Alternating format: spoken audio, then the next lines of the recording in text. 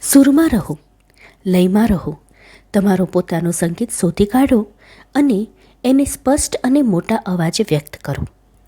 જીવનના વિરાટ વાદ્યવૃંદ વાદનમાં તમારો પણ એક હિસ્સો છે. તમારે તમારી એક વિશિષ્ટ સુરાવલી રજૂ કરવાની છે. બીજા કોઈના સ્વરો તમને કામ આવવાના નથી. તમારી પોતાની સુરાવલી શોધો અને તેને જ ગાઓ અને બજાવો. જ્યારે તમે આ શીખી જશો ત્યારે બધું જ મેળમાં આવી જશે.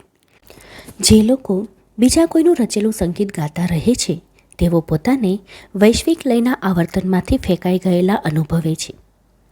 કદી બીજા કોઈ જેવા થવાનો કે તેઓ કરે છે તેમ કરવાનો પ્રયત્ન કરશો નહીં.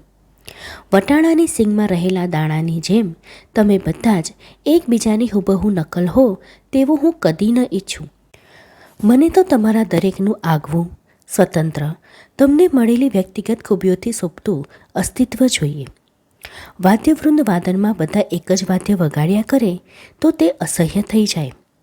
ઘણા બધા વાદ્યોનું પોતાનું વિશિષ્ટ નાદ સાથે હોવું એ જ વાદ્યવૃંદ વાદનો પ્રાણ છે અને તેને લીધે જ વાદ્યવૃંદ વાદની અદ્ભુત અને સમગ્ર અસર ઊભી થાય છે.